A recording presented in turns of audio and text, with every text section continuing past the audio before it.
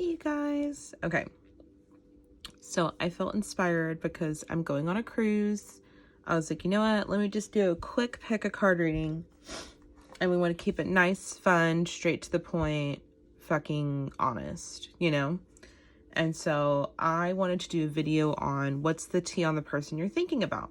Now, I'm more aiming towards like friends or like a romantic partner or someone you used to date. I'm not really aiming towards like anything other than that.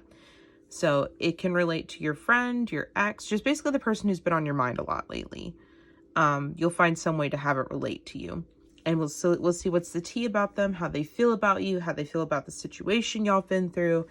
And we're just going to go from there. So, oh, excuse me, I was burping.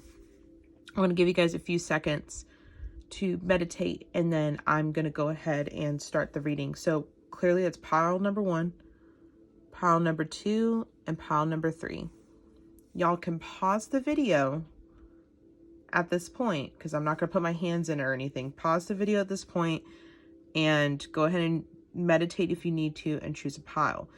I always like to close my eyes, take 3 deep breaths, and whichever pile glows in my brain, that's the one I choose, okay? So again, pile number 1, pile number 2, and pile number 3. All right, let's go ahead and get started.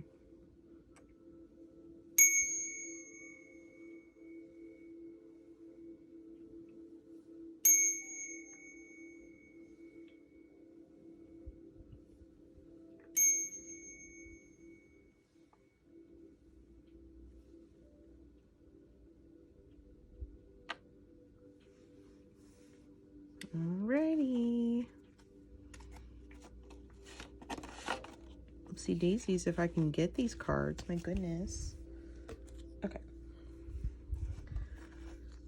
All right. So pile number 1. Let's go ahead and get started, buddies.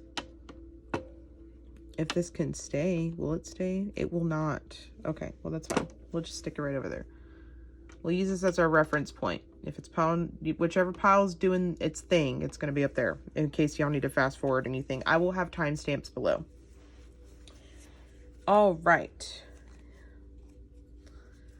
We have Indigo and Crystal Children, Archangel Metatron. You have a bond with children. In particular, you can help children who are sensitive. Okay. Then we have Spread Your Wings, Archangel Ariel. Do not hold back right now. The timing is perfect and you are ready to soar. We have Freedom. And then we have Guardian Angel. And it's all going to kind of squeeze on here. So if you need to like take pictures to like remember these, we'll go for it from there, okay? Like just make sure you pause in between if that's what you need to do.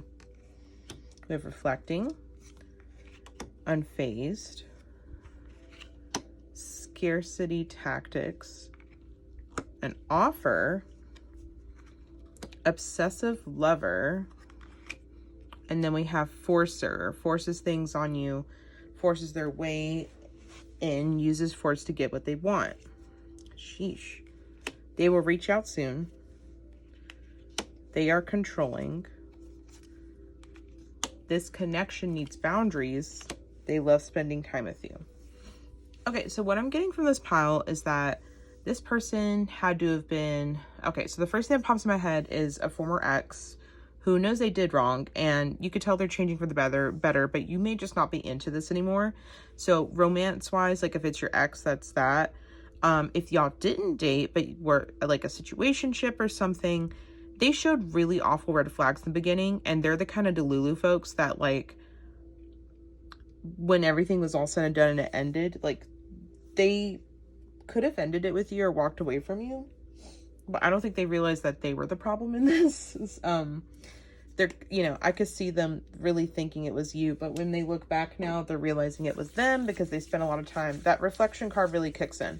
So the only benefit I'm going to give them is that they reflected on this situation. The only thing I'm not understanding is they've reflected, and when they come back, they're not quite in the best place. So I wouldn't recommend entertaining it just because the bad characteristics they had, like someone can be sorry and truly mean it and not want to do it again. That doesn't mean that negative quality about or aspect about them goes away. Like right now, I'm looking at my taser because it's like across from here and I just want to grab it and buzz the person. Like I just, ugh, like I'm already over it, you know? I feel like, I don't know. I just like, I feel this energy of just rebellion and like, it's just not cute. It's just not cute that they want to act that way. And if they're your friend, like it's trauma based. Like they really truly have love for you, but it's just not the kind of friendship that works for you. And I think you know that yourself. Like you know that they mean well, you know that they care, but they just have really unhealthy habits that they've never addressed. And not to be rude, this doesn't seem like the pile that wants to address it. They can reflect on the situation and be sorry about it, but do I see them ever changing for the better? No. And so that's when the scarcity tactics come in. I feel like they've been in fight or flight mode in a while, and I've talked about this a lot with many people, so if this seems repetitive, if you're my personal friend, you've heard this before. If you're not, this is how I talk. I do think this pile, you're in your fight or flight mode, or not you, sorry, the person is. And so when they address things with you, it's like a very dramatic, like life or death, or very dramatic yes or no, this or that, this or the end, like, or it's done. And they don't really realize that that's toxic and it's not helpful. And they need to realize that not all decisions are made overnight. And they want things to be forced and happen the way they want to. It's unhealthy. It's creepy. It's giving, I have mental illness, and I don't want to do anything about it. And I know I have it, you know? And by the way, I'm not here to shame mental illness. I'm the first one to tell you, I was on meds. I've gone to therapy. I've gone to a psych place. Like, I've done it all. And I'm just letting you know now, like, you know when you're kind of off the deep end naturally. And I feel like this person, when you guys were in contact with each other, because I don't think y'all have talked in a few months to like a year, I don't think they were in a healthy mindset to be entertaining anything or trying to be friends with certain people like yourself. And they messed that up on their own. That's not your fault. That's not your doing. You can be sympathetic to their health issues and stuff, but at the same token, that is not your job to heal them. They need to heal themselves. So it's just cringy. Like, if it's a friend, like, I would never, like, this is the kind of friend, like, they want you to be happy, but the way they think is best for you. Like, they think, ew, like, don't date this guy instead. Or, ew, like, don't date this guy, like, you could do so much better. It's almost like people almost think that they have a crush on you or something. Like, that's how obsessed they are with you. And some of them may not actually have a crush on you. I think some of them just, like, they care so deeply that it's unhealthy. Like, they don't know how to love for themselves. They want to love for others, and they think that doing sweet things for others makes them a better person. But they're the kind of person, as soon as shit hits the fan, they're like, well, I did this, that, and the third. And it's like, well, what was the point of you doing anything for me if you're just going to bring it up like a checklist? When you do something loving and caring for someone and you truly mean it from your heart, 9 times out of 10, you're not really expecting anything back. Or if it's financial, you don't expect payment back immediately, you know? And so I think that's what happened, is that they didn't realize that the favors or the expectations they had of you were unhealthy. And once they figured that out, it was kind of too late, you know? So that's how I feel about that. So sorry, pile number 1. My only advice would honestly be, I don't know why my brain just said flip a coin. If you're that invested, like, okay, this seems like this happened recently. So it seems like the next time you invest in a friendship, Spirit is really asking for you to take a step back and let it happen naturally. If somebody offers to hang out and you're like debating, like, oh, should I do it? Should I not? That should kind of, like, not to say not be your answer, but like, it should kind of be a hint to you, like, maybe you need some time for yourself. Like, after a really bad breakup, what do? You spend time with yourself, you know? And I want to say the same thing for friendships. Like, I think after a really hard friendship that you've been through, it's okay to have some time alone. Not like too long. Only, I'm going to give you guys 2 weeks to a month. Month is really pushing it. But if y'all absolutely need a timeline, a month is good to try and mourn this, but you need to get past it and keep pushing. Because your spirit guides, you know, they need you to step up to the plate, and you really can't step up to the plate if you're still focused in on what was going on in the past. So that's all I got for you, group number 1. But I really hope you guys have a wonderful time, and y'all have been enjoying your April like I have, or trying your best to. So now we're on pile number 2. We have Breathe, Archangel Raphael. Take several deep breaths and exhale slowly to awaken your energy and to release old patterns. Spiritual understanding. Now, if I mess up some of these archangels, I apologize, Heavenly Father. Archangel Raziel, I am bringing you esoteric information and symbols and helping you understand spiritual truths. Then we have Trust and Blessings. So let's get into the cards, because these cards threw me off because it seemed so opposite of what these 4 cards said. But we're going to get into it because I think I know what it is. First, we straight up have Thief. Robbed, lost, theft, physical or emotional. Running. Caught a case. Sexual infection, sexual disease, rash, etc. Moving on. Thank you, next. Cock blocking. And cyberbully. You are being bullied online, or they are, or has suffered from it, etc. Okay, y'all can see why I messed that up, because if you like read that, it threw me off. Like, I can't read for nothing. They are has. See what I mean? They are has. Anyways, get back to what I was saying. We have they are being fake. They have a hard time listening. Trust issues are affecting this connection, and they are inspired by you. That's not psychotic. Anywho. So here's what we got going on here. So this feels more like a genuine ex. I feel like in this energy, I feel the energy that y'all lived together. There was some kind of connection where y'all were around each other a lot. It's giving an old COVID relationship. Like, it's giving COVID energy. And it seems like, and this is just like how I lined it up in my brain, so just bear with me. How I lined this COVID relationship in my brain is a guy needed somewhere to live, and so he was being a hobosexual, and he needed somewhere to live, so he picked you. Or vice versa. A woman needed some financial things, and like it and by the way, that couldn't have been their underlying thing. They could have been like, ooh, like, you're really cute, and you realize that, like, I think some people unknowingly are manipulative, and they don't mean to do it, but some people will go jump in and be like, hey, like, these are my problems, and they go in such deep and great detail. And it's like, why are you going in this great and deep detail if you don't want me to help you, you know?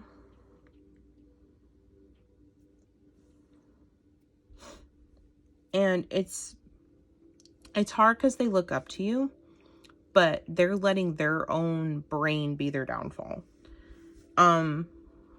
It's like, in order to have power over the situation, they need to lie and do manipulative actions and things to test you and put you through things to see if it's, you know, it is what it is. It's giving, okay, obviously, so this card is giving, like, caught a case. I feel like they cheated. It could have been emotional. By the way, you didn't have to get an STI or STD, but it's giving, like, they were emotionally or physically cheated. They cheated in some way, shape, or form. And so if you ever wanted clarification and you never were able to pinpoint it, Spirit's telling me they did cheat in some way, shape, or form. So if you ever had that gut feeling during the relationship, it was true. You weren't crazy. What's just being crappy is that I've seen that you're trying to move on from the situation. Or maybe, yeah, I see that someone in the party out of the two is trying to move on, and the other person's being very evil about it. And there's no, I don't see there being solace in this situation where you're going to get, like, this final talk and you guys can move on peacefully. Spirit wants to bring up that moving on, like, you don't need a reason as to why somebody treated you like shit. They treated you like shit because they don't respect you. They are not showing interest in you. They do not care about you. I'm sick and tired of people trying to make excuses for people. You know, like, stop. Like, this person treated you like crap. If you have a gut feeling that they don't like you, like, trust it sometimes. You're not just some sensitive nut. Like, you have a good footing. Like, I could tell this group, like, I feel like you and I have similar things where we question whether someone, like, we doubt too much we let our doubts win. And instead of using our intuition, we turn our intuition into doubting very quickly when we should have just trusted our instinct to begin with. That's where that lies. Spirit is saying that they're going to give you even more signs, because I feel like you're not quite understanding that it's done. And so is the other party. They're not quite understanding, because it's to the point where one of y'all, every time y'all try to move, it's like it sends some kind of weird energy signal to the other person, and they come right back into the picture, and then you two aren't completely moved on from one another. And that sucks, because I can see both of you guys having moments where you're like, okay, I'm ready to move on. And then the other person just is like, oh, how are you doing? How have you been? And like, y'all don't know how to cut the connection off. So just cut it off. This is really, it's giving X energy. If this is a friendship, there's nothing left in this friendship. Like, they're a shit person. Why are you entertaining this? Like, you're fighting for nothing. Stop doing that. There's so many better friends you could be making than trying to be friends with someone that's just never going to treat you right, you know? Like, they're not going to turn around one day and be like, God, I'm so sorry, I'll never do that again. No, I don't see that from this pile. I really don't. I could see them seeing what they did was wrong, but they don't even have the pride to admit it. Like, it's just not going to happen.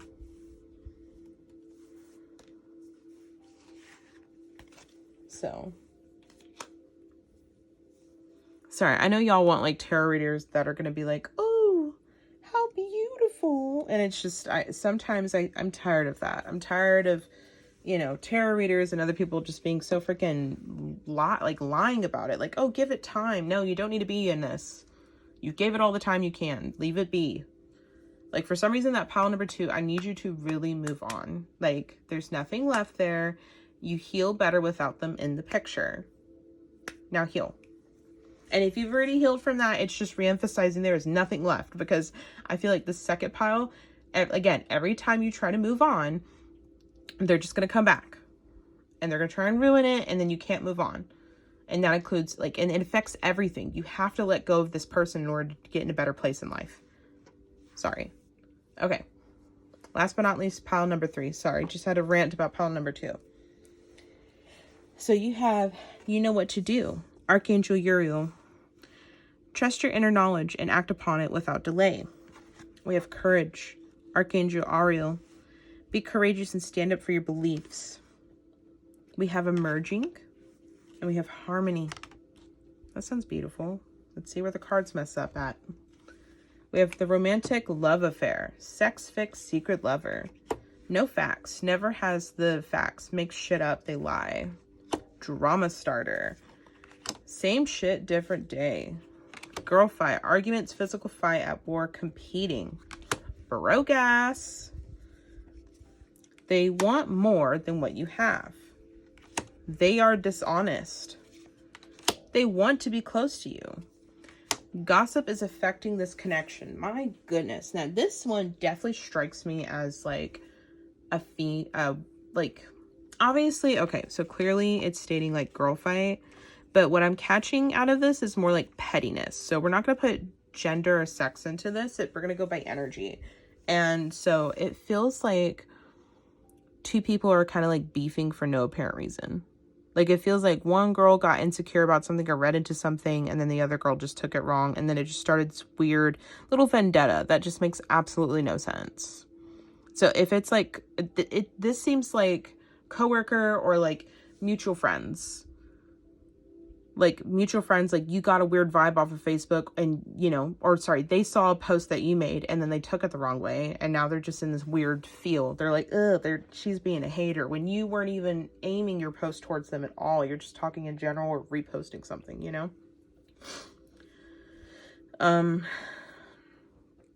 I don't see this person ever stopping the dislike for you.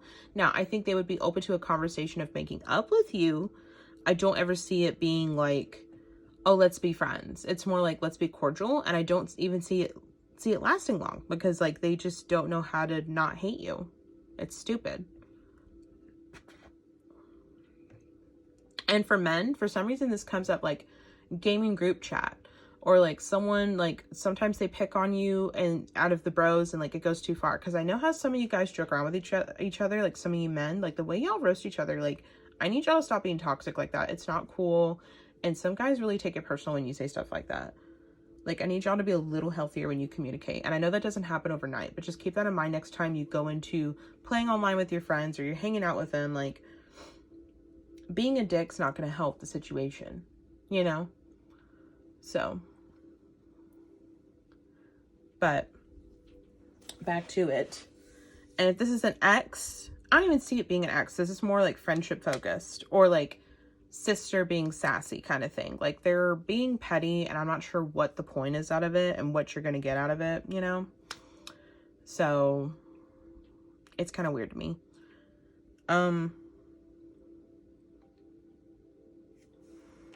Where the romantic love affair comes in, I don't really see necessarily a romantic love affair. If you feel that way though, I will say, like, if it calls to you like that's the case, then that's your sign. But it's more calling to me like they're trying to get your friends to like betray you, and like you're gonna catch on that it doesn't work, because your real friends, like, they're gonna be the ones telling you like, oh, this girl's talking, or this guy's talking shit about you. Like, they're not gonna hide it either. They're gonna be real quick to tell you, because they don't play that shit. You're like, this group, I can tell that you have close friends that don't fuck around. So when a newer friend tries to fuck around and find out, they're really quick to like charge and be like, hey, we're not doing that. And I fuck with that energy. It's really nice. So. And remember, I feel like with this group, what's going to be good for you guys is, you know, for instance, you're one of the few groups that literally says you know what to do. So I think you already knew what to do in this situation. You just haven't acted on it yet, because in this pile, I could feel the situation still like currently happening.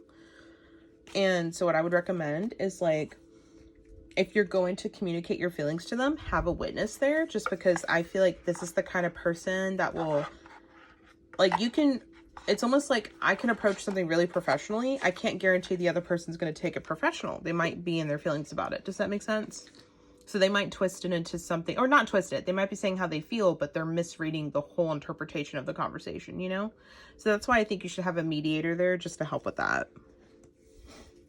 And by the way, I don't see, there's potential that this friendship could be something good for you. It's just, you're asking someone to really drop their ego, and I really don't see them dropping that ego anytime soon, you know?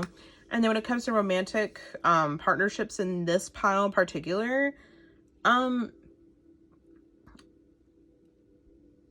feel like you're afraid to really emerge and be, I said emerge and it says emerging, I'm a dork. I feel like you're afraid to emerge and be yourself in this situation sometimes. And so you kind of stay quiet when things hit the fan. But what you really need to do is start addressing it. So if someone that, let's just say your partner harmlessly flirted with somebody else, and they're like, oh, you looking good, girl. Like, and they're talking to somebody else and you didn't like that. Don't be afraid to be like, hey, you can tell her that she looks nice, but I don't like it when you like get really into it. You know, that's kind of weird. Or like, you know, and by the way, I know that sounds like mediocre, but some people really do have a problem with that. And sometimes that does need to be respected, you know? Every situation is different. So I'm just throwing as an example out there. So I feel like when it comes to friendships, you can mediate this with someone in the middle to help. Like physically, like y'all three have a conversation. You have someone in the middle mediating and you two can talk it out. When it comes to romance, you really have to step up to the plate and be authentic when you tell them your feelings. Because how they react will let you know, and you will know what to do. If they act careless and they try to throw it all back on you and you catch that later on, or they change the topic to deflect what was all being discussed, drop that motherfucker or that bitch. You know what I mean? So, and it's going to take a lot of courage to do that. It takes a lot of, it's almost like being prepared to talk to your boss about something really bad that happened at work. It's really cringy. It's very hard. And I really do feel like in this pile though, y'all can really get past this. It's just or having ooh, there we go. This popped in my head, and this might relate to y'all as well. Having a tough conversation with a family member. A very tough conversation with a family member may pop up too. And you need to have the courage to really step up to the plate, because this is where blood comes in. If they really love you, they can look past these things, you know? But if they can't, and they're willing to throw you away over just some differences and rumors that they started, and holding them accountable, or sorry, holding themselves accountable, it's not worth having that. It's really not. As someone who is quick, or I'm here to tell you, I've let go of some of my family members. It's been the best feeling in the world. I really do encourage it when you get to that breaking point and you know there's no coming back from it. You know what I mean? So, again, you guys, I wanted to make this a quick reading because I'm going to be going on a cruise soon. So I wanted y'all to have a video since it's been freaking forever since I posted anything. So thank you guys so much for still following me if you still do. I love you guys. Love you guys. I hope y'all have a good day. Okay? Bye.